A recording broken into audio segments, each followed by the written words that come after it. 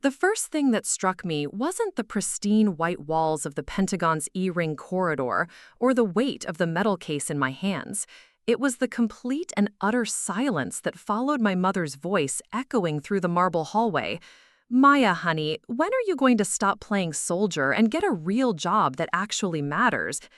Before we jump back in, tell us where you're tuning in from, and if this story touches you, make sure you're subscribed, because tomorrow I've saved something extra special for you. The words hung in the air like shrapnel, each syllable finding its mark among the assembled crowd of military brass, defense contractors, and Pentagon staff who had gathered for what was supposed to be a private family moment before the ceremony. I watched as Admiral Richardson's eyebrows shot up, as General Martinez's jaw tightened almost imperceptibly, and as my commanding officer, Colonel Hayes, closed his eyes in what I could only describe as secondhand embarrassment. My mother, Dr. Patricia Sinclair, stood there in her perfectly pressed business suit, her hospital ID badge still clipped to her lapel, completely oblivious to the fact that she had just insulted not only her daughter, but every person in uniform within a 50-foot radius.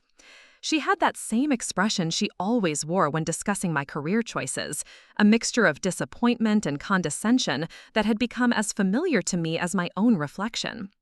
The irony wasn't lost on me that we were standing in the very heart of American military power, mere hours before I was to receive the Defense Superior Service Medal from the Secretary of Defense himself, and my mother was still treating my military career like an extended rebellious phase.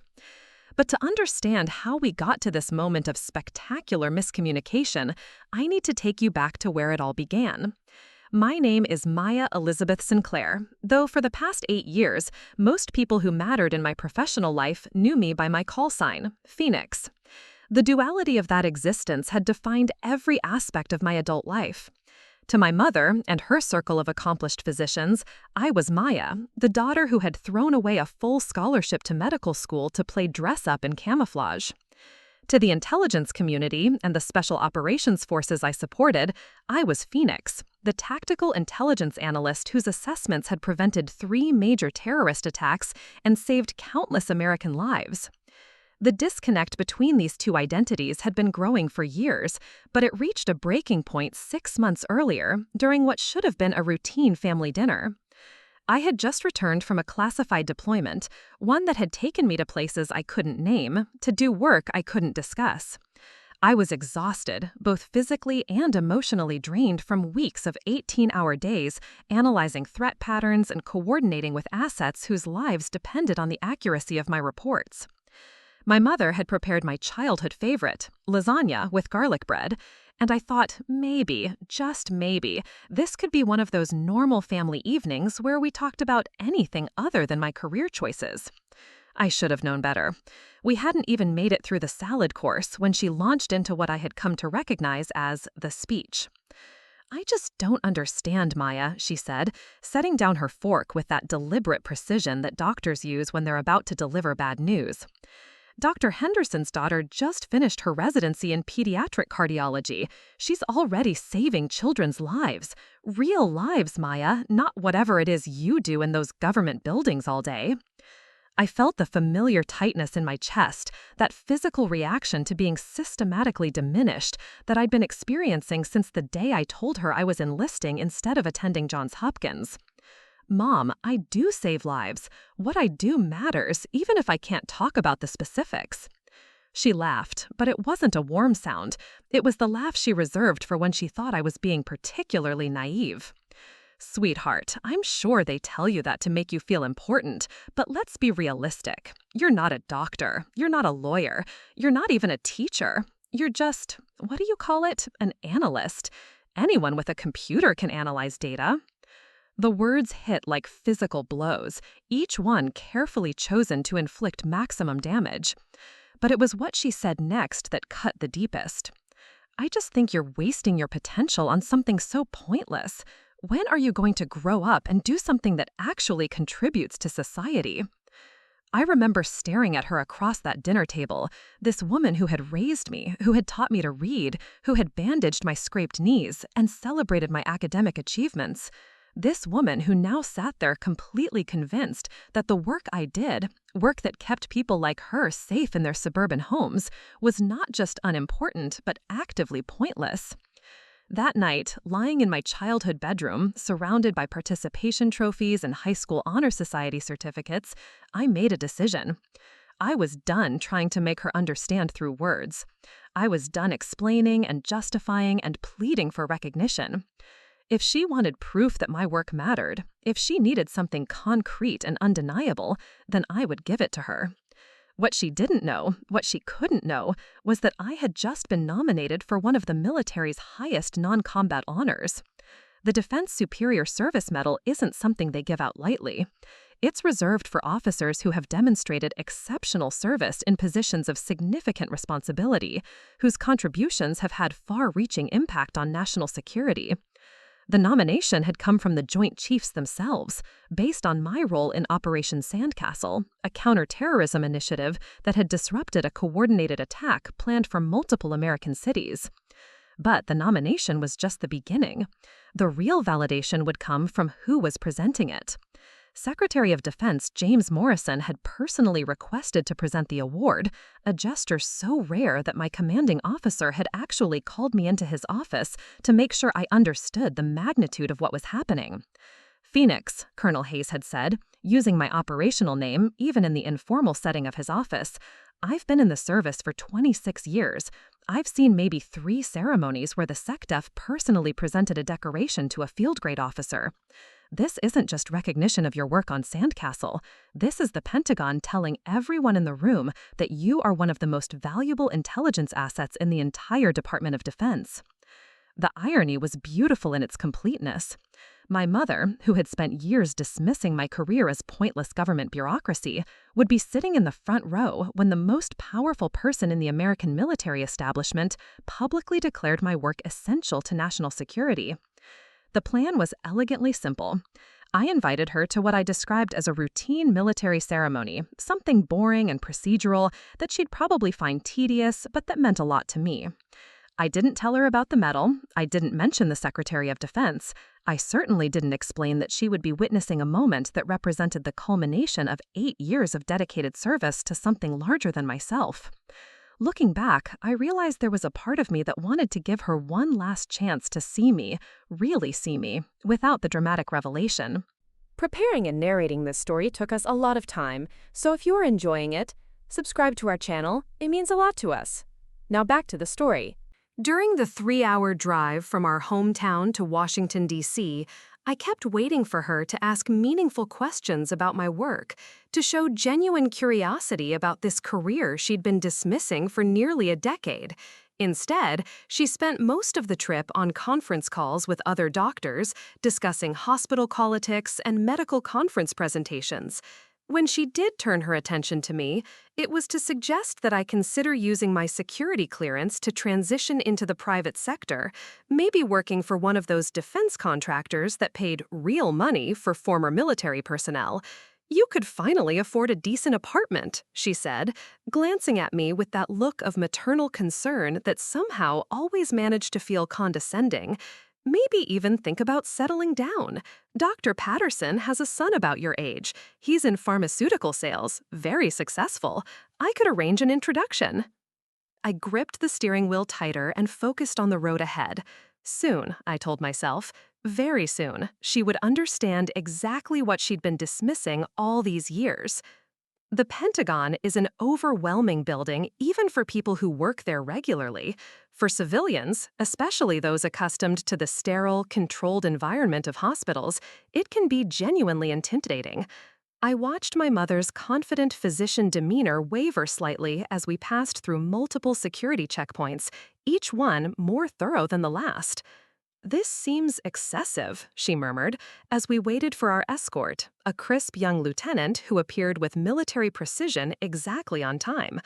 "How do you get anything done with all this security theater?" I wanted to explain that the security wasn't theater, that the measures she was dismissing as excessive were what kept the nerve center of American military operations safe from people who would kill everyone in this building given the opportunity. But I'd learned long ago that explaining operational security to my mother was like trying to explain color to someone who'd been blind from birth. She simply couldn't conceive of a world where such precautions were necessary. Our escort, Lieutenant Morrison, was everything you'd expect from a Pentagon aide: sharp, professional, and completely unflappable. As we walked through corridors lined with portraits of military leaders and displays of historical artifacts, he provided the kind of polished commentary that suggested he'd given this tour hundreds of times before. The Pentagon houses approximately 23,000 military and civilian employees, he explained as we walked. It's the world's largest office building by floor area, with 6.5 million square feet of space across 5 floors and 5 ring corridors. My mother nodded politely, but I could tell she was unimpressed. This was just another government building to her, another example of bureaucratic excess. She had no understanding that we were walking through the halls where decisions affecting global security were made daily, where strategies that shaped the course of nations were planned and executed. As we approached the ceremony location, Lieutenant Morrison's tone shifted slightly, becoming more formal and respectful. "Ma'am, you should know that today's ceremony is quite special. The Defense Superior Service Medal is one of our highest honors for non-combat service. The fact that Secretary Morrison is personally presenting it speaks to the extraordinary nature of the recipient's contributions." I saw my mother's eyebrows raise slightly. This was the first indication she'd received that this might be more than the routine military formality she'd been expecting. Secretary Morrison? As in the Secretary of Defense? "Yes, ma'am. The Secretary specifically requested to present this award. It's quite an honor for everyone involved." For the first time since we'd arrived at the Pentagon, my mother looked genuinely interested. I could practically see the wheels turning in her head as she processed this information. If the Secretary of Defense was involved, maybe this wasn't the meaningless bureaucratic ceremony she'd been dreading. Maybe there would be important people here, the kind of people who could appreciate her position as Chief of Cardiology at Regional Medical Center. We were escorted to a small reception area outside the ceremonial hall where other families and dignitaries were gathering. The conversations were muted but animated, filled with the kind of respectful excitement that accompanies significant military events. I recognized several faces from my work: senior intelligence officials, Joint Chiefs staff members, and a handful of defense contractors whose projects I'd supported over the years. My mother immediately began networking, introducing herself to anyone who would listen as Dr. Patricia Sinclair, cardiovascular surgeon. She was in her element now, discussing medical procedures and hospital administration with the spouse of a general, comparing surgical techniques with a Navy doctor who was there to receive his own commendation. I stood slightly apart from the crowd, observing this performance with a mixture of admiration and frustration. This was who my mother really was: brilliant, accomplished, confident in her expertise, and secure in her professional identity. The dismissive, condescending woman who belittled my career choices was almost a different person entirely, someone who only emerged when the conversation turned to my life and my choices. "Major Sinclair?" A voice behind me interrupted my observations. I turned to see Colonel Hayes approaching, his dress uniform immaculate, his bearing every inch the career military officer. Behind him stood a woman I recognized but had never met in person: General Patricia Williams, the Deputy Director of the Defense Intelligence Agency. "Colonel, General Williams, good to see you both," I replied, falling naturally into the professional tone and posture that had become second nature over the years. "Are you ready for this?" Colonel Hayes asked, and there was something in his expression, pride maybe, or satisfaction, that made me realize he understood exactly what was about to happen. He'd been my commanding officer for 3 years. He'd seen the impact my mother's dismissal had on me, had been there during the late nights when I'd thrown myself into work partly to prove something to someone who refused to be convinced. General Williams extended her hand for a firm handshake. "Major, I wanted to personally congratulate you before the ceremony. Your work on Sandcastle was exceptional. The actionable intelligence you provided prevented what could have been a catastrophic loss of life." Her words were spoken quietly, mindful of the classification levels of the people around us, but I saw several heads turn in our direction. In the military intelligence community, a personal commendation from General Williams carried enormous weight. She didn't offer casual praise. "Thank you, General. It was a team effort, of course." She smiled, and there was something almost maternal in the expression. "Of course it was. The best intelligence work always is. But your analytical framework made the difference. Your insights connected dots that others missed." I noticed my mother had stopped mid-conversation and was watching our exchange with undisguised curiosity.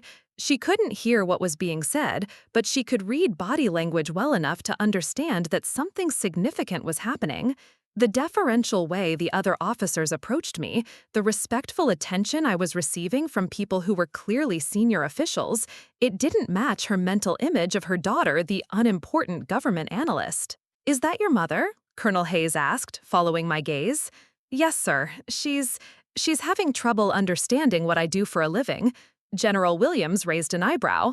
"Well, she's about to get a very thorough education." The doors to the ceremonial hall opened, and Lieutenant Morrison began directing people to their seats. The space was smaller than I'd expected, but elegantly appointed, with flags representing all branches of the military and a small raised platform where the presentation would take place. My mother was escorted to the front row, the seat of honor reserved for family members of the honoree. As I took my position with the other service members being recognized that day, I caught my mother's eye. She was sitting rigidly upright, her hands folded in her lap, looking simultaneously proud and confused. This wasn't what she'd been expecting when she'd agreed to attend a routine military ceremony. The opening remarks were delivered by General Martinez, the chairman of the Joint Chiefs of Staff, who spoke about the importance of intelligence work in modern warfare and the debt of gratitude owed to the men and women who served in the shadows, protecting American interests through their analytical expertise and strategic insights. "Today," he said, his voice carrying easily through the small hall, "we recognize individuals whose contributions may never be fully known to the public they serve, but whose impact on national security cannot be overstated." I could see my mother processing these words, trying to reconcile the gravity of the general's tone with her long-held belief that my work was essentially meaningless bureaucracy. For the first time since I'd known her, she looked uncertain, as if she was beginning to realize that she might have fundamentally misunderstood something important. The ceremony proceeded through several awards, each one presented with appropriate dignity and recognition. A Navy intelligence officer received the Legion of Merit for his work in the South China Sea. An Air Force major was commended for developing new analytical protocols that had improved threat assessment accuracy by 30%. And then it was my turn. The Defense Superior Service Medal, General Martinez announced, is awarded to military personnel who have distinguished themselves by exceptionally meritorious service in a position of significant responsibility. Today's recipient exemplifies the highest standards of professional excellence and dedication to duty. I walked to the front of the platform, my heart beating steadily but forcefully. This was it, the moment 8 years in the making, the vindication I'd been working toward without even realizing it. But General Martinez wasn't the one holding the medal case. "Ladies and gentlemen," he continued, "it is my honor to introduce the Secretary of Defense, the Honorable James Morrison." The door at the side of the platform opened, and Secretary Morrison entered. The entire room came to attention automatically, a response so ingrained in military culture that even the civilian guests stood up straighter. James Morrison was exactly what you'd expect the Secretary of Defense to be: imposing, authoritative, with the bearing of someone accustomed to making decisions that affected millions of lives. But there was also something approachable about him, a quality that made you understand why he'd been successful in both military and political leadership roles. He took the medal case from General Martinez and turned to face me directly. "Major Maya Sinclair," he said, and his voice carried clearly to every corner of the room, "for exceptionally meritorious service as Senior Intelligence Analyst, Joint Special Operations Command." Major Sinclair's analytical expertise and strategic insights were instrumental in identifying and disrupting a coordinated terrorist plot targeting multiple American cities. Her work directly prevented what intelligence assessments indicate could have resulted in thousands of American casualties. The words hit the room like artillery shells. I heard my mother's sharp intake of breath, saw her hand fly to her mouth in shock. The magnitude of what was being said, Not just that I had been honored, but that my work had prevented thousands of deaths, was finally breaking through her carefully constructed narrative about my pointless career choice. Secretary Morrison continued, his voice growing more formal as he read from the official citation. Major Sinclair's innovative analytical approach identified previously undetected patterns in communications intelligence that revealed the scope and timeline of the planned attacks. Working under extreme time pressure and with incomplete information, she developed a tactical assessment that enabled successful interdiction of the terrorist cell with no American casualties. The words hit the room like artillery shells. I heard my mother's sharp intake of breath, saw her hand fly to her mouth in shock. The magnitude of what was being said, not just that I had been honored, but that my work had prevented thousands of deaths, was finally breaking through her carefully constructed narrative about my pointless career choice. Secretary Morrison continued, his voice growing more formal as he read from the official citation. Major Sinclair's innovative analytical approach identified previously undetected patterns in communications intelligence that revealed the scope and timeline of the planned attacks. Working under extreme time pressure and with incomplete information, she developed a tactical assessment that enabled successful interdiction of the terrorist cell with no American casualties. He paused, looking directly at me. Major Sinclair, your dedication to duty and exceptional professional skill reflect great credit upon yourself, the United States Army, and the Department of Defense. The medal case opened to reveal not just the Defense Superior Service Medal, but also a commendation letter signed by the President of the United States. As Secretary Morrison pinned the medal to my uniform, I could hear my mother crying, not the quiet, dignified tears of a proud parent, but the harsh, gulping sobs of someone whose entire worldview was collapsing in real time. The secretary stepped back and saluted me, a gesture that was immediately echoed by every person in uniform in the room. The civilians applauded, but the military personnel rendered honors in the way that mattered most to those of us who understood the significance of the moment. When the ceremony concluded and people began to move toward the reception area, my mother remained seated, staring at me with an expression I'd never seen before. It wasn't just shock or pride or embarrassment. It was the look of someone who was realizing that they had been fundamentally wrong about something crucial, and that their wrongness had hurt someone they loved. She stood slowly, unsteadily, as if the weight of the revelation was physically overwhelming. When she reached me, she couldn't seem to find words. She just stood there, looking at the medal on my chest, at the commendation letter in her hands, at the respectful way the most senior military officials in the country were treating her daughter. "Maya," she finally whispered, her voice broken. I had no idea."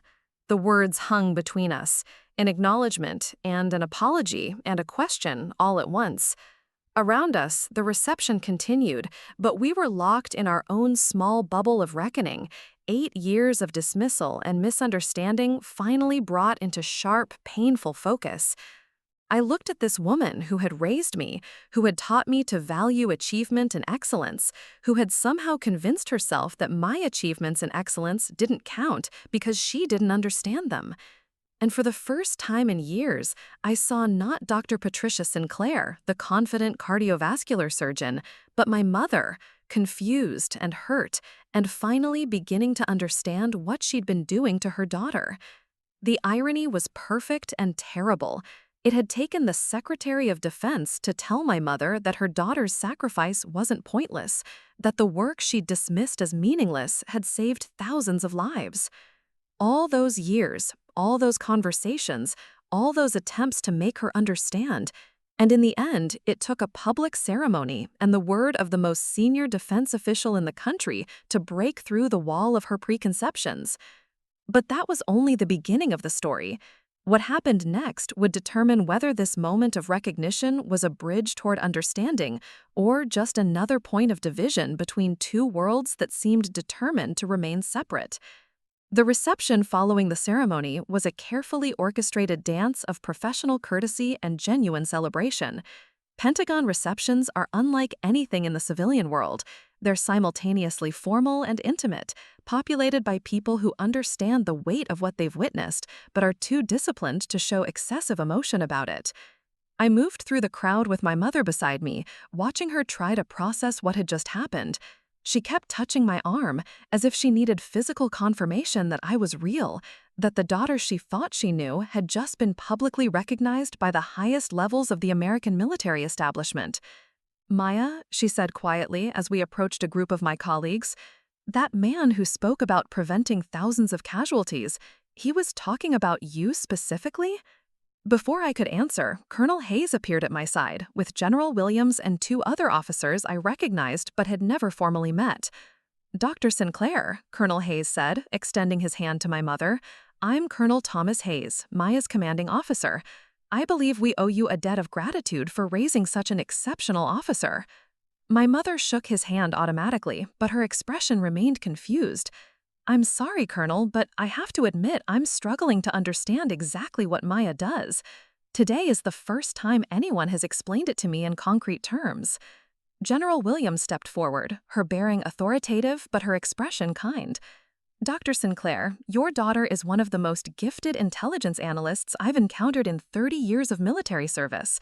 The work she did on Operation Sandcastle didn't just prevent a terrorist attack, it revolutionized how we approach pattern recognition in communications."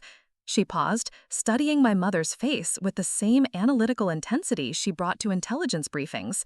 "To put it in terms you might relate to as a physician, Maya didn't just diagnose a disease, she identified an entirely new pathological pattern that allowed us to prevent an epidemic before it could spread." The medical analogy seemed to help. For the first time since the ceremony began, I saw recognition dawn in my mother's eyes. She understood diagnostic work, understood the process of analyzing symptoms and data to reach life-saving conclusions. "But the secrecy," my mother said, her voice still uncertain. "I thought she was just analyzing reports at a desk somewhere." Colonel Hayes and General Williams exchanged a look that spoke volumes about the conversations they'd had regarding family members who didn't understand the intelligence community. "Dr. Sinclair," Colonel Hayes said carefully, "Maya doesn't just analyze reports. She creates the assessments that determine where we deploy special operations forces, which threats we prioritize, and how we allocate billions of dollars in defense resources." He gestured toward a group of senior officers gathered near the far wall. "Those generals and admirals over there make strategic decisions based on Maya's analysis. When she writes a threat assessment, it goes directly to the Joint Chiefs. When she identifies a pattern in enemy communications, it can change the course of military operations across multiple theaters." My mother was staring at me now with an expression I'd never seen before. Not just surprise, but something approaching awe. "You never told me any of this." "I tried," I said quietly. "But every time I mentioned my work, you dismissed it as unimportant government bureaucracy. After a while, I stopped trying to explain." The words hung in the air between us, heavy with years of accumulated hurt and misunderstanding. Around us, the reception continued, but I could see that my mother was beginning to understand the magnitude of what she'd been dismissing all these years. Secretary Morrison appeared at our group, having worked his way through the crowd of well-wishers and colleagues. In person, without the formal distance of the ceremony, he was even more imposing, the kind of leader who commanded attention simply by being present. "Major Sinclair," he said, his voice carrying that distinctive blend of authority and warmth that marked successful senior officials. "I wanted to personally congratulate you again. The Sandcastle analysis was brilliant work." He turned to my mother, extending his hand. "You must be very proud, Dr. Sinclair. Your daughter's work has quite literally saved American lives." My mother took his hand, but she seemed almost speechless. Finally, she managed to say, "Secretary Morrison, I have to confess that until today, I didn't fully understand the significance of Maya's work. I'm learning a great deal." The secretary's expression softened slightly, and I recognized the look of someone who had dealt with confused civilian family members before. "Dr. Sinclair, the nature of intelligence work means that our most successful officers often can't share the details of their achievements with the people closest to them. It's one of the sacrifices we ask of our intelligence professionals and their families." He paused, looking directly at my mother. "But I can tell you that Maya's analytical work has had direct, measurable impact on American national security. The patterns she identified in the Sandcastle investigation led to the disruption of not just one terrorist cell, but an entire network that we estimate was planning coordinated attacks in 6 different cities. The blood drained from my mother's face as the full implications hit her. 6 cities?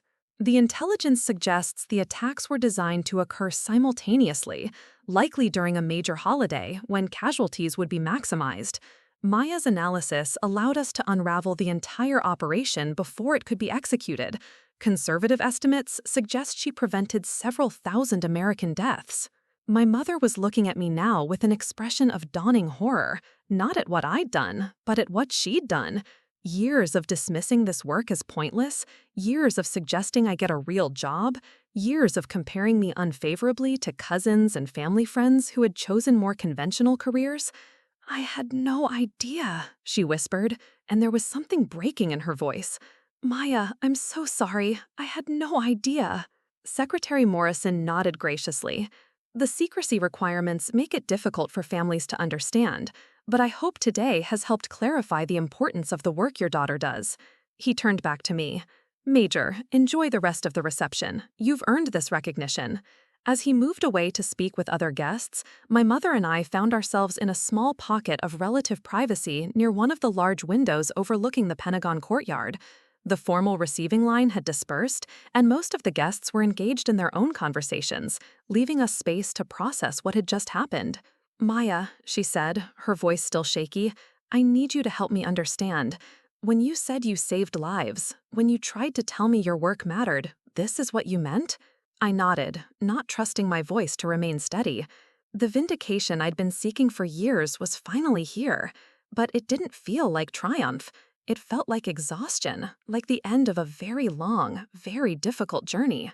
Every time you asked me to get a real job, every time you suggested I was wasting my education, every time you compared me to your colleagues' children who became doctors or lawyers, I was coming home from work where I'd spent the day trying to prevent terrorist attacks or identify foreign intelligence threats.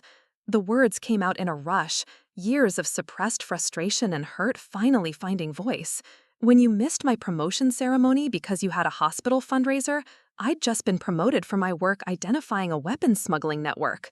When you told people at Christmas that I was still figuring out what I wanted to do with my life, I was running a classified operation that prevented a cyber attack on American infrastructure. My mother's face was pale, her hands trembling slightly as the full scope of her misunderstanding became clear. "But you never told me specifically." "I couldn't," I interrupted. "Most of my work is classified. I can't tell you about specific operations or ongoing investigations. All I could do was try to explain that the work was important, that it mattered, that I was making a difference, and every time I tried, you dismissed it." She was quiet for a long moment, staring out the window at the Pentagon grounds. When she finally spoke, her voice was barely above a whisper. "I thought I was being a good mother. I thought I was encouraging you to reach your potential. By telling me my actual achievements didn't matter, I thought," she paused, struggling to find the words, "I thought you were settling. You were so brilliant in school, so capable of anything. When you chose the military instead of medical school, I thought you were taking the easy path, avoiding the real challenges." The irony was so complete it was almost funny. "Mom, do you know what my typical day looks like? I'm usually in the office by 6 in the morning, reviewing overnight intelligence reports from assets around the world. I spend my day analyzing threat patterns that could indicate imminent attacks on American targets. I coordinate with special operations teams who are putting their lives on the line based on my assessments." I could see other reception guests glancing in our direction, probably wondering why the guest of honor appeared to be having an intense conversation with her mother instead of celebrating. I lowered my voice, but the intensity remained. When I get home at night, if I get home at night, I can't decompress by talking to friends or family about my day because everything I do is classified. I can't share my successes or my failures or my fears because acknowledging that those operations even exist would be a security violation. My mother was crying now, tears streaming down her face despite her attempts to maintain composure in the formal setting. "Maya, I'm so sorry. I didn't know." "You didn't want to know," I said, and the words came out harsher than I'd intended. Every time I tried to tell you the work was important, you changed the subject. every time I tried to explain that I was helping protect people, you asked when I was going to get a real career. The truth was spilling out now, years of carefully contained resentment finally finding voice. Do you know what it's like to spend your days preventing disasters that no one can ever know you prevented, then come home to a mother who thinks your work is pointless? Do you know what it's like to save thousands of lives and have your own family treat it like a hobby you'll eventually outgrow? Colonel Hayes appeared at my elbow, his timing impeccable as always. Major Sinclair, General Williams would like to introduce you to the Deputy Director of the CIA, if you're available. I looked at my mother, her face streaked with tears and makeup, her confident physician persona completely shattered. Part of me wanted to stay, to continue this conversation that was 8 years overdue. But another part of me, the professional part that had learned to compartmentalize personal pain, knew that this reception was about more than my relationship with my mother. "Of course, Colonel," I said. "Mom, we'll continue this conversation later." She nodded, wiping her eyes with a tissue someone had handed her. "Of course. Go ahead. I'll be here." The next hour passed in a blur of introductions and professional conversations. The deputy director of the CIA, a sharp woman in her 50s who spoke in careful, measured sentences, expressed interest in having me brief her analytical team on the pattern recognition techniques I'd developed. A defense contractor representative wanted to discuss potential consulting opportunities. A Navy intelligence officer invited me to participate in a joint task force that was being formed to address emerging threats in the South Pacific. Through it all, I was aware of my mother sitting in one of the chairs along the wall, watching me interact with these senior officials and defense professionals with an expression of growing understanding. She could see the respect in their voices when they spoke to me, the deference in their body language, the way they listened carefully to my responses and asked follow-up questions that indicated they valued my opinions. This was the world she'd never seen, the professional identity she'd never acknowledged. To these people, I wasn't Maya, the disappointing daughter who'd chosen the military over medical school. I was Major Sinclair, Phoenix, the intelligence analyst whose work had prevented terrorist attacks and shaped national security policy. When the formal reception began to wind down, I found myself back at my mother's side. She'd composed herself during the hour I'd been networking, but her eyes were still red, and her usual confident bearing remained noticeably absent. "Maya," she said as we prepared to leave, "I need to ask you something, and I need you to be completely honest with me." I waited, not sure what was coming. "When you were growing up, when you told me you wanted to serve your country, when you chose the military academy over medical school, did you already know this is what you wanted to do? Did you already know you wanted to be in intelligence?" The question surprised me. I'd expected more apologies, maybe questions about my work, but not this deeper inquiry into my motivations and life choices. "I knew I wanted to serve," I said carefully. "I knew I wanted to do work that mattered, that protected people. The intelligence specialization came later, but yes, I always knew I wanted to be part of something bigger than myself." She nodded slowly. "And when I tried to talk you out of it, when I pushed you toward medical school, when I kept asking you to reconsider, how did that make you feel?" This was dangerous territory, the kind of conversation that could either repair our relationship or damage it beyond recovery. But the events of the day had stripped away the usual defenses and diplomatic language we used to avoid difficult truths. "It made me feel like you didn't believe in me," I said quietly. "Like you thought my judgment was so poor and my capabilities so limited that I couldn't be trusted to choose my own path in life. It made me feel like nothing I could ever accomplish would be good enough unless it met your specific definition of success." She absorbed this in silence as we walked through the Pentagon corridors toward the exit. The building seemed different now, less intimidating and more familiar, as if the day's events had somehow made it feel like home in a way it never had before. "Maya," she said as we reached the parking garage, "I want you to know that watching you today, seeing how those people respect you and value your work, I've never been more proud of you, and I've never been more ashamed of myself." The words hung between us as we got into the car for the drive back home. The return trip was quieter than the morning journey, both of us processing what had happened and what it meant for our relationship going forward. About an hour into the drive, my mother broke the silence. Can you tell me about the other times, the other operations or achievements that I dismissed or ignored?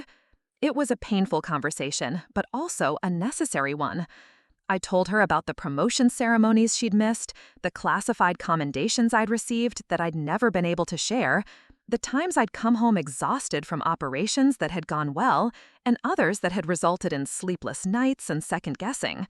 She listened without interrupting, occasionally asking for clarification, but mostly just absorbing the scope of the parallel life I'd been living. By the time we reached our hometown, she understood that today's ceremony wasn't an isolated achievement.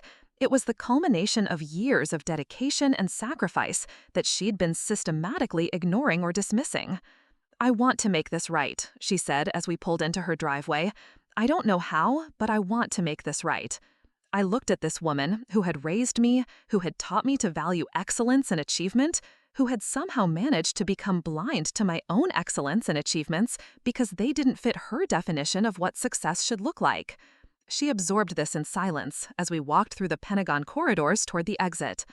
The building seemed different now, less intimidating and more familiar, as if the day's events had somehow made it feel like home in a way it never had before. "Maya," she said as we reached the parking garage, "I want you to know that watching you today, seeing how those people respect you and value your work, I've never been more proud of you, and I've never been more ashamed of myself." The words hung between us as we got into the car for the drive back home. The return trip was quieter than the morning journey, both of us processing what had happened and what it meant for our relationship going forward. About an hour into the drive, my mother broke the silence. "Can you tell me about the other times, the other operations or achievements that I dismissed or ignored?" It was a painful conversation, but also a necessary one. I told her about the promotion ceremonies she'd missed, the classified commendations I'd received that I'd never been able to share, the times I'd come home exhausted from operations that had gone well, and others that had resulted in sleepless nights and second-guessing. She listened without interrupting, occasionally asking for clarification, but mostly just absorbing the scope of the parallel life I'd been living. By the time we reached our hometown, she understood that today's ceremony wasn't an isolated achievement. It was the culmination of years of dedication and sacrifice that she'd been systematically ignoring or dismissing. "I want to make this right," she said as we pulled into her driveway. "I don't know how, but I want to make this right." I looked at this woman who had raised me, who had taught me to value excellence and achievement, who had somehow managed to be blind to my own excellence and achievements because they didn't fit her definition of what success should look like. "It's not about making it right, Mom," I said finally. "It's about understanding going forward. It's about recognizing that there are different ways to serve, different ways to make a difference, different definitions of what constitutes meaningful work." She nodded, but I could see the guilt and regret still weighing heavily on her. The recognition had come, but the cost of years of misunderstanding couldn't be erased by a single ceremony, no matter how dramatic or definitive. That night, lying in my childhood bedroom for what I knew would probably be the last time, I reflected on what had changed and what hadn't. My mother finally understood the significance of my work, but the pain of years of dismissal couldn't be retroactively healed. The vindication was complete, but it felt hollow in a way I hadn't expected. The real question now was whether this understanding could become the foundation for a new relationship, or whether too much damage had been done for us to bridge the gap that had grown between us over the past 8 years. The ceremony had ended one chapter of our story, but it had also begun another, and I wasn't sure yet how that new chapter would unfold. 3 months after the Pentagon ceremony, I was back in my office at Fort Belvoir, the familiar hum of secure communication systems and the soft clicking of keyboards creating the soundtrack of another day in the intelligence world. The commendation from Secretary Morrison now hung framed on my wall, not out of vanity, but as a daily reminder that the work we did in these windowless rooms had real, measurable impact on American lives. My secure phone buzzed with an encrypted message from Colonel Hayes. "Phoenix, please report to my office at your earliest convenience. Priority Alpha classification applies." The formal language and priority designation meant this wasn't a routine briefing or administrative matter. Something significant was developing. I found Colonel Hayes in his office with General Williams and a civilian I didn't recognize, a woman in her 40s with the careful, analytical bearing that marked her as either academia or high-level government service. The classification markers on the documents spread across the conference table indicated this was going to be one of those conversations that would never appear in any official record. "Phoenix, please have a seat," Colonel Hayes said, using my operational call sign in the way that always signaled the shift from casual interaction to serious business. "I'd like you to meet Dr. Sarah Chen from the National Security Council. She's here to discuss a new assignment." Dr. Chen extended her hand with a firm grip and direct eye contact. "Major Sinclair, your reputation precedes you. The analytical framework you developed for Operation Sandcastle has applications far beyond counterterrorism. We'd like to discuss expanding its use to address emerging threats in the Asia-Pacific region." The briefing that followed laid out one of the most complex intelligence challenges I'd encountered in my career. Chinese military activities in the South China Sea were escalating, but the pattern of their movements didn't fit traditional aggressive expansion models. Something else was happening, something that required the kind of deep analytical work that had become my specialty. The assignment would be a 2-year rotation to the Pacific Command Intelligence Center in Hawaii, General Williams explained. "You'd be leading a joint service analytical team reporting directly to PACOM leadership. It's a significant step up in responsibility and visibility." The opportunity was everything I'd be working toward, a chance to apply my skills to strategic-level intelligence problems, leading a team of analysts and work that could influence policy decisions at the highest levels of government. It was also the kind of assignment that would require total focus and commitment, the kind that made maintaining personal relationships even more challenging than they already were. "There's one more thing," Dr. Chen added. "Given the sensitivity of the work and the importance of continuity, family visits would be strictly limited. The operational security requirements are extensive." I understood immediately what she was saying. This assignment would mean even more separation from my personal life, even less opportunity to maintain the relationships that had already been strained by years of classified work and unexplained absences. "I need to think about it," I said, which was the diplomatic way of saying I needed to process how this opportunity fit into the complicated reconstruction of my relationship with my mother that had been ongoing since the Pentagon ceremony. "Of course," Colonel Hayes replied. "Take the time you need, but we'll need an answer within the week." That evening, I sat in my apartment looking at the Hawaii assignment folder, weighing the professional opportunity against the personal costs. My phone rang, interrupting my analysis. It was my mother, calling for what had become our weekly conversation since the ceremony, a tentative rebuilding process that was still fragile and uncertain. "Maya," she said, and I could hear the careful tone she'd been using with me ever since she'd realized the magnitude of what she'd been dismissing for years. "How was your day? Anything you can share?" It was a small thing, that question, but it represented a fundamental shift in how she approached my work. Instead of dismissing it or changing the subject, she was now actively interested, even if she understood that most of what I did couldn't be discussed in detail. "I got offered a new assignment," I said, surprising myself with how easily the words came out. "It's a promotion, essentially, leading an analytical team in Hawaii." "That sounds wonderful," she said, and I could hear genuine pride in her voice. "You'd be perfect for a leadership role. When would it start?" "In about 6 weeks, but it's a 2-year commitment, and the security requirements would make visits home very difficult." The silence on the other end of the line stretched long enough that the call had been dropped. Finally, she spoke, and her voice was thick with emotion. "Maya, I need to tell you something. I've been doing a lot of thinking since the ceremony, a lot of reading about military intelligence work, trying to understand what I missed all these years." She paused, gathering herself. "I went to the library and researched everything I could find about the Defense Superior Service Medal. Do you know how rare it is? Do you know that most recipients are generals or colonels with decades of service?" I waited, not sure where this was going. "I called your cousin Jennifer, the one I was always comparing you to because she finished medical school. I told her about the ceremony, about what the Secretary of Defense said about your work. Do you know what she said?" "What?" "She said she saves maybe a dozen lives a year. You prevented thousands of deaths with a single analysis. The magnitude of what you do, Maya, the scope of your impact, I had no framework for understanding it because I'd never encountered anything like it." Her voice was getting stronger now, more confident. "I spent years pushing you toward medicine because I thought it was the most important way to save lives. I was so focused on my definition of service that I couldn't see that you'd found a way to serve that was far more impactful than anything I'd ever imagined. The words were everything I'd wanted to hear for years, but they came at a moment when I was facing a decision that would take me further away from the relationship we were finally beginning to repair. "Mom," I said carefully, "this new assignment in Hawaii, it would be good for my career, but it would mean even less contact with family. I'm not sure I'm ready to make that sacrifice right now."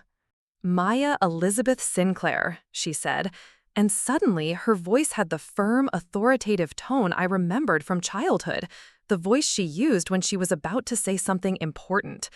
"Do not make career decisions based on trying to manage my feelings." The statement surprised me. "What do you mean?" "I mean that for years, I made you feel like your work didn't matter, like your sacrifices weren't worthwhile. I don't want the guilt from that to influence important decisions about your future." She took a deep breath. "If this assignment is good for your career, if it's the kind of work you want to do, then you should take it. I'll still be here when you get back, and I'll spend the next 2 years learning everything I can about what you do so I can be the supportive mother you deserved all along." The conversation continued for another hour, covering everything from operational security requirements to the logistics of maintaining family relationships across classified work assignments. It was the kind of practical, supportive discussion I'd never thought we'd be able to have about my career. When I hung up the phone, the decision was clear. The Hawaii assignment represented everything I'd been working toward, and for the first time in my adult life, I had my mother's complete support for pursuing it. The next morning, I walked into Colonel Hayes's office with the signed acceptance paperwork. "Phoenix, reporting for duty, sir. I accept the Pacific Command assignment." He smiled, the kind of expression that conveyed both professional satisfaction and personal pride. "Outstanding. General Williams will be pleased. The advance team deploys to Hawaii next month to begin setting up operations." "There's one thing I'd like to request, sir." "What's that?" "Before I leave for Hawaii, I'd like to invite my mother to visit Fort Belvoir. She's expressed interest in better understanding the work we do here, and I think it would be valuable for her to see the operational environment." Colonel Hayes raised an eyebrow. "That's quite a change from 3 months ago." "Yes, sir. The Pentagon ceremony had some unexpected benefits beyond the official recognition." The visit was arranged for the following week, with appropriate security clearances and escort protocols. My mother arrived at the gate precisely on time, dressed in professional attire that somehow managed to convey both respect for the military environment and her own professional credentials. The base tour I'd arranged was carefully planned to give her a genuine understanding of intelligence work without compromising any classified information. We started at the Cyber Operations Center, where analysts monitor global communications networks for threats to American interests. "This is where we identify potential cyber attacks before they can damage critical infrastructure," I explained, as we watched technicians work at multiple screens displaying network traffic patterns. The analysts here prevented 17 major attacks on power grids and financial systems last year alone. My mother watched the work with the focused attention she brought to complex medical procedures. "How do they know what to look for?" "Pattern recognition, mostly. They're looking for anomalies that might indicate hostile activity. It's similar to how you might identify early symptoms of disease before they become obvious." The medical analogy helped, as I'd known it would. She began asking more sophisticated questions about analytical methodologies and threat assessment protocols, approaching the work with the same intellectual curiosity she brought to cardiovascular surgery. At the operations center where I normally worked, I introduced her to my team of analysts, junior officers whose work directly supported special operations forces deployed around the world. They were respectful but relaxed, treating her as a welcome guest rather than an intrusion on their workspace. "Your daughter has taught us analytical techniques that have revolutionized how we approach threat assessment," said Captain Rodriguez, one of my most promising junior analysts. "The framework she developed for pattern recognition has applications across multiple intelligence disciplines." I watched my mother process this information, seeing her daughter through the eyes of subordinates who clearly respected and admired her professional capabilities. It was a perspective she'd never had access to before, and I could see it reinforcing the understanding that had begun at the Pentagon ceremony. The final stop on the tour was the briefing room, where I regularly presented assessments to senior leadership. The walls were covered with maps and displays showing global threat indicators, the visual representation of the complex strategic environment we work to understand and influence. This is where Maya briefs general officers on threats and operational recommendations, Colonel Hayes explained, having joined us for this portion of the tour. Her assessments influence decisions about troop deployments, resource allocation, and strategic priorities. My mother stood quietly in the center of the room, looking at the maps and displays, processing the scope and complexity of the work that happened in this case. Finally, she turned to me with an expression of profound understanding. Maya, I owe you more than an apology. I owe you recognition for the sacrifice you've made in choosing work that keeps people like me safe without ever being able to tell people like me what you've done to protect them. The words carried weight because they came from genuine understanding, not just guilt or obligation. She had seen the work, met the people, understood the environment, and the importance of what happened in these secure facilities. I want you to know, she continued, that when you go to Hawaii, when you take on this new assignment, you'll go with my complete support and absolute pride in what you've chosen to do with your life. A month later, I was standing on the tarmac at Andrews Air Force Base, preparing to board the transport that would take me to my new assignment in Hawaii. My mother had driven down from home to see me off, something she'd never done for any of my previous deployments or assignments. I have something for you, she said, reaching into her purse and pulling out a small wrapped package. I know you can't keep personal items in secure areas, but I thought you might want this for your quarters. I opened the package to find a small framed photo of the Pentagon ceremony, specifically the moment when Secretary Morrison was pinning the medal to my uniform. But it wasn't the official ceremony photo.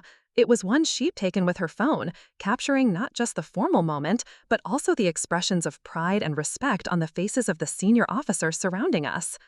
I had it professionally printed and framed, she said. I wanted you to have a reminder, not just of the recognition you received, but of the moment when your mother finally understood what she'd been looking at all these years.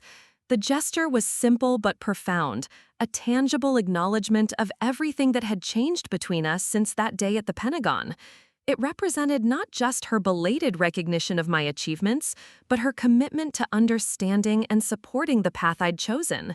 As the transport lifted off from Andrews and climbed into the clear morning sky, I looked down at the familiar landscape of the Washington, D.C. area, the place where I'd spent years feeling disconnected from my family despite their physical proximity. Now, heading toward a new assignment thousands of miles away, I felt closer to my mother than I ever had when we lived in the same state. The Hawaii assignment exceeded every expectation I'd had for professional challenge and personal growth. Leading the Joint Analytical Team, developing new approaches to strategic intelligence assessment, briefing Pacific Command leadership on threats and opportunities across the region, it was the kind of work I dreamed about during those early years when my mother was asking when I'd get a real job. More importantly, the regular communication with my mother throughout the assignment created a foundation for our relationship that had been missing for years. Her weekly calls were no longer filled with suggestions for career changes or comparisons to other family members' achievements. Instead, they were genuine conversations between two accomplished professional women who respected each other's expertise and dedication. When I returned from Hawaii 2 years later, promoted to lieutenant colonel and selected for the Army War College, my mother was waiting at the airport with a smile that held no condescension, no hidden agenda, no disappointment in my life choices. It was simply the smile of a proud mother welcoming home a daughter whose sacrifices and achievements she finally understood and valued. The transformation wasn't just in her attitude toward my career, it was in her understanding of service itself. She'd spent her medical career saving lives one patient at a time, which gave her a framework for understanding how intelligence work saves lives on a much larger scale. The recognition that came with the Pentagon ceremony hadn't just vindicated my career choices, it had educated my mother about forms of service she'd never previously considered or valued. 6 months after my return from Hawaii, I was selected for promotion to full colonel and assignment as the intelligence director for a major Army command. The promotion ceremony was held at the Pentagon, in the same building where Secretary Morrison had delivered my commendation 3 years earlier. This time, my mother's presence felt different. She wasn't there as a confused observer trying to understand what was happening to her daughter. She was there as a knowledgeable supporter who understood the significance of the promotion and the responsibilities it represented. During the reception following the ceremony, I watched her conversation with General Williams, now the director of the Defense Intelligence Agency. They were discussing the challenges of maintaining family relationships while serving in positions that required extensive travel and security restrictions, a conversation that would have been impossible before my mother understood the realities of intelligence work. "Your mother has become quite knowledgeable about military intelligence careers," General Williams told me later. "She asked very sophisticated questions about career progression and the challenges of senior leadership in classified environments." The comment reflected something I'd observed over the past 3 years. My mother had approached learning about my career with the same intellectual rigor she brought to medical research. She'd read everything she could find about military intelligence, attended public lectures on national security topics, even participated in online forums for military families dealing with security clearance restrictions. The effort represented more than just trying to understand her daughter's work. It was an acknowledgement that she'd been wrong, not just about my specific career choices, but about her entire framework for evaluating different forms of service and contribution. That evening, as we drove back toward home after the ceremony, my mother was quiet for a long time before finally speaking. "Maya, I want you to know that watching you today, seeing the respect those senior officers have for your work, understanding the responsibilities you're taking on, I've never been more proud of you. And I've never been more ashamed of the years I spent trying to talk you out of this path." The words carried the weight of complete sincerity, but they also carried something else, a recognition that some mistakes have consequences that can't be entirely erased, even when they're acknowledged and corrected. "Mom," I said, "what matters isn't the mistakes you made when you didn't understand. What matters is the effort you made to understand once you realized you were wrong. But think about all the years we lost, all the achievements of yours that I dismissed or ignored. Think about how alone you must have felt, doing work that saved lives and coming home to a mother who thought it was pointless." She was right, of course. Those years couldn't be recovered, and the pain of feeling unsupported during the most challenging phases of my career had left permanent marks. But dwelling on what couldn't be changed seemed less important than appreciating what had been repaired. "The years we lost matter less than the years we gained," I told her. "You could have continued dismissing my work even after the Pentagon ceremony. You could have found ways to minimize the significance of what you'd witnessed. Instead, you chose to learn, to understand, to become the supportive mother I'd always wished for." The conversation continued as we drove through the Virginia countryside, covering territory we'd explored many times over the past 3 years, but approaching it from new angles as our relationship continued to evolve and deepen. By the time we reached home, we'd arrived at a place of mutual understanding and respect that had been impossible when my career was something she couldn't comprehend or value. The transformation hadn't been quick or easy, but it had been complete. Today, as I prepare for my next assignment as the intelligence director for a combatant command, I reflect on the journey from that moment in the Pentagon corridor when my mother publicly dismissed my work to this moment when she's one of my most knowledgeable and supportive advocates. The vindication I received from Secretary Morrison's commendation was important, but it was temporary. The understanding and support I gained from my mother's commitment to learning about my world has proven far more valuable and enduring. Sometimes the most meaningful recognition doesn't come from the highest levels of authority. It comes from the people who matter most finally seeing you for who you really are. The morning I received the call that would change everything started like any other Tuesday at my desk in the Joint Intelligence Operations Center. I was deep in analysis, correlating satellite imagery with signals intelligence to track suspicious movements along the Syrian border, when my secure phone buzzed with an encrypted message that made my blood run cold. The asset we'd been running in Damascus had missed 2 consecutive check-ins. In the intelligence world, missed communications aren't just concerning, they're potentially catastrophic. Assets don't just disappear without reason, and when they do, it usually means one of 3 things. They've been compromised, they've been killed, or they've gone rogue. None of these options were acceptable when the asset in question had been providing critical intelligence about Iranian weapon shipments to Hezbollah. I immediately initiated emergency protocols, sending coded queries through backup communication channels while simultaneously analyzing the most recent intelligence traffic from the region. The patterns were subtle but unmistakable.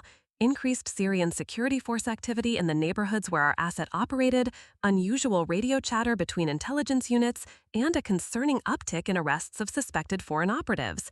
Within 6 hours, I had compiled a comprehensive threat assessment that painted a grim picture. Our asset hadn't just been compromised. The entire intelligence network we'd spent 3 years building was in danger of being rolled up by Syrian counterintelligence. The implications were staggering.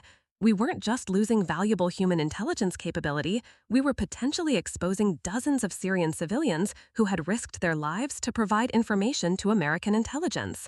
The emergency briefing I delivered to the National Security Council that afternoon was one of the most difficult presentations of my career.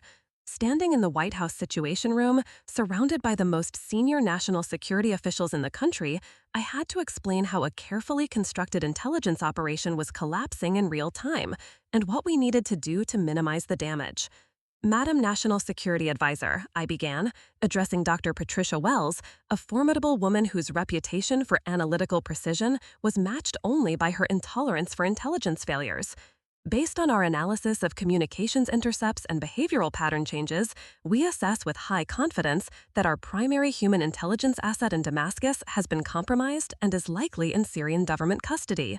The silence in the room was deafening. The director of the CIA leaned forward in his chair, his expression grim. "What's your assessment of the broader network's security, Major Sinclair?" "Sir, we have to assume the entire network is compromised. Syrian intelligence is methodical and patient.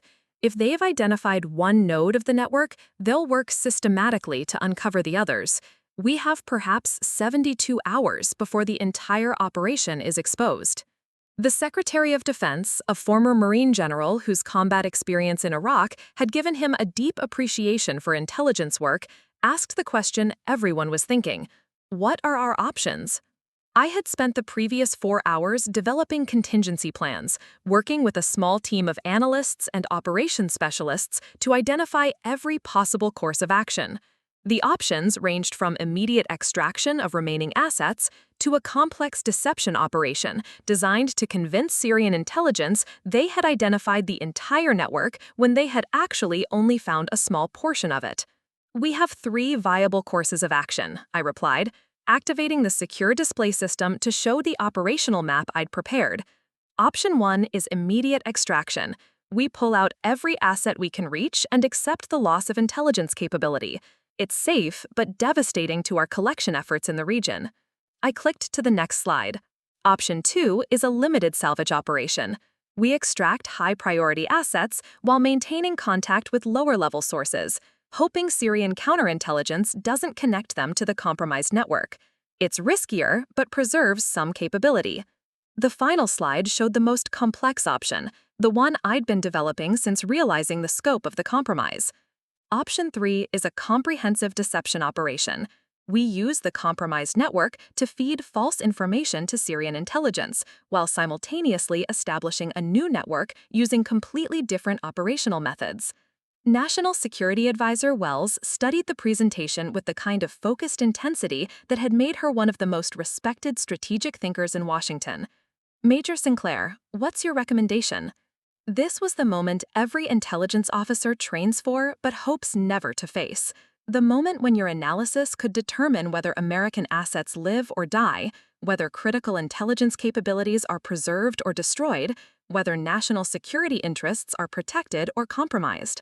Madam National Security Advisor, I recommend Option 3. The deception operation carries significant risks, but it's the only approach that allows us to maintain intelligence collection capability while protecting the maximum number of assets. More importantly, it turns our compromise into an opportunity to mislead Syrian and Iranian intelligence about our actual capabilities in the region. The discussion that followed was intense and detailed, covering everything from operational security protocols to the diplomatic implications of running deception operations against a nominally sovereign government. The CIA director wanted assurances that the deception wouldn't interfere with other ongoing operations. The Secretary of Defense needed confirmation that the plan wouldn't compromise American military personnel operating in the region. After 2 hours of analysis and debate, National Security Advisor Wells made the decision that would define the next 6 months of my life. Major Sinclair, you'll lead the deception operation. You'll have access to whatever resources you need from CIA, Defense Intelligence, and NSA. This is now your highest priority. The next 24 hours were a blur of secure communications, emergency planning sessions, and careful coordination with assets whose lives depended on the accuracy of my assessment and the effectiveness of our response.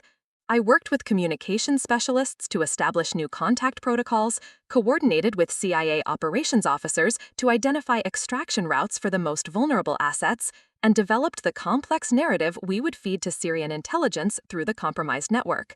The deception had to be sophisticated enough to convince experienced counterintelligence officers that they had uncovered a genuine American intelligence operation, while simultaneously being false enough that no real intelligence value was compromised. It required creating fictional agents with believable backgrounds, generating fake intelligence reports that would seem valuable to Syrian analysts, and maintaining operational security for the real network we were establishing in parallel. 3 days into the operation, we received confirmation that our primary asset was indeed in Syrian custody. The intelligence came through a source in the Syrian security apparatus who we'd been cultivating for months, and the details were both tragic and operationally valuable. Our asset was alive, but under interrogation, and the information he was providing under duress was exactly what we had anticipated, the false intelligence we'd prepared for this scenario. The confirmation that our deception was working came with a terrible personal cost. The asset in custody wasn't just a code name in intelligence reports. He was a man named Ahmad who had risked everything to provide information that had prevented terrorist attacks and saved American lives. Now he was paying the price for his courage, and there was nothing we could do to help him without compromising the broader operation and endangering other assets. This is the brutal reality of intelligence work that civilian families, including my own mother, struggle to understand. The decisions we make in secure conference rooms have life and death consequences for real people whose names we often never know. The weight of that responsibility isn't something you can share with family members over dinner, and the emotional toll of operations that go wrong isn't something you can process through normal support networks. I spent the next 4 months running what became known within the intelligence community as the Damascus Deception, one of the most complex counterintelligence operations of the decade. We successfully convinced Syrian and Iranian intelligence services that they had rolled up an entire American intelligence network, while simultaneously establishing a new collection capability that provided even better intelligence than the original operation. The success metrics were stark and meaningful. The false intelligence we fed through the compromised network led Syrian forces to waste significant resources on non-existent threats, while the real intelligence from our new network helped identify and disrupt 3 separate plots to attack American interests in the region. By the time the operation concluded, we had not only recovered from the initial compromise, but had actually improved our intelligence position. The personal cost was equally stark. The months of 18-hour days, the constant stress of managing an operation where mistakes could cost lives, and the emotional weight of sacrificing one asset to protect many others had taken a toll that was invisible to anyone outside the intelligence community. I lost weight, developed chronic insomnia, and found myself increasingly isolated from the normal social interactions that help people process stress and trauma. When I finally returned home for a brief leave after the operation concluded, my mother immediately noticed the changes. The confident, composed daughter she'd grown accustomed to seeing had been replaced by someone who looked exhausted and emotionally drained, someone who jumped at unexpected noises and checked her phone compulsively for secure communications. "Maya, what's wrong?" she asked, during our first dinner together, her medical training making her immediately aware that something significant had happened. "You look like you haven't slept in months." The question put me in the familiar bind that defines intelligence work. How do you explain the impact of experiences you can't discuss? How do you process trauma that occurred during classified operations? How do you seek support for stress that resulted from decisions and actions that officially never happened? "I've been working on a difficult project," I said, which was both completely true and utterly inadequate as an explanation. It's been resolved successfully, but it was challenging. My mother's medical instincts kicked in immediately. "Maya, you've lost at least 15 pounds. You have dark circles under your eyes that suggest chronic sleep deprivation, and you're exhibiting signs of hypervigilance that are consistent with acute stress reactions. This isn't just fatigue from a difficult project. She was right, of course. The Damascus deception had been a textbook example of the kind of high-stress, high-consequence operations that can leave lasting psychological impacts on intelligence officers. The constant pressure, the life-and-death decisions, and the moral complexity of sacrificing one person to save many others had created exactly the kind of trauma that military psychologists are trained to recognize and treat. But accessing that treatment meant admitting to psychological impact from classified operations, which could potentially affect my security clearance and career prospects. The intelligence community has made significant progress in addressing mental health issues, but the stigma and practical concerns around seeking help for operational trauma remain significant barriers. I can't discuss the details of what I've been working on, I told her, but you're right that it's been more challenging than usual. I'm seeing a military psychologist who has the appropriate clearances to discuss operational issues. This was only partially true. I had been referred to a cleared psychologist, but had been avoiding actually scheduling the appointment, partly out of concern about career implications, and partly out of the stubborn belief that I could manage the stress on my own. My mother studied me with the analytical intensity she brought to diagnosing complex medical conditions. Maya, I need you to understand something. The work you do, whatever the specific details are, clearly involves life and death decisions and enormous responsibility. That kind of stress has predictable psychological and physiological impacts, regardless of how strong or capable you are. She paused, choosing her words carefully. In medicine, we recognize that treating trauma patients affects the medical team, sometimes severely. We have protocols for recognizing and addressing secondary trauma, stress reactions, and burnout. It's not a sign of weakness, it's a predictable consequence of doing difficult, important work. The conversation that followed was unlike any we'd ever had about my career. Instead of dismissing or minimizing the challenges of intelligence work, my mother approached my stress reaction with the same professional competence she brought to treating cardiac patients. She asked detailed questions about my symptoms, explained the physiological mechanisms behind stress-induced sleep disorders, and provided practical advice for managing acute anxiety responses. More importantly, she helped me understand that seeking professional help wasn't just acceptable, it was essential for anyone doing work that involved the level of responsibility and stress I'd been managing. Her medical perspective gave her a framework for understanding that psychological trauma is as real and treatable as physical injury, and that ignoring it would only make the long-term consequences worse. Within a week of that conversation, I had scheduled the appointment with the cleared psychologist and begun the process of working through the emotional impact of the Damascus operation. The treatment was more helpful than I had expected, providing both practical tools for managing stress and a safe space to process the moral complexity of intelligence work. The experience also deepened my understanding of why my mother had struggled for so long to comprehend my career choice. The visible costs of medical work, the long hours, the emotional toll of losing patients, the constant pressure to make life and death decisions are obvious and socially recognized. Society understands and supports doctors who experience burnout or trauma from their work. The costs of intelligence work are largely invisible and unrecognized. We can't discuss the operations that cause stress, can't seek recognition for the lives saved through our work, and can't easily access social support networks that understand the unique challenges of classified careers. The sacrifice is not just professional, but personal and psychological, and it's largely unacknowledged by the society we serve. This invisibility had made it impossible for my mother to understand not just the importance of my work, but also the personal cost of doing it. She had seen me as someone playing at being important in government bureaucracy, not as someone carrying genuine responsibility for life and death decisions on a regular basis. The Pentagon ceremony that changed our relationship wasn't just about public recognition of professional achievement. It was about making visible the invisible sacrifices that intelligence officers make every day. When Secretary Morrison spoke about preventing thousands of casualties, he was acknowledging not just the strategic success of the operation, but the personal burden carried by the officers who made that success possible. 6 months after the Damascus deception concluded, I received notification that the operation had been nominated for the CIA Director's Award, the intelligence community's highest honor for operational excellence.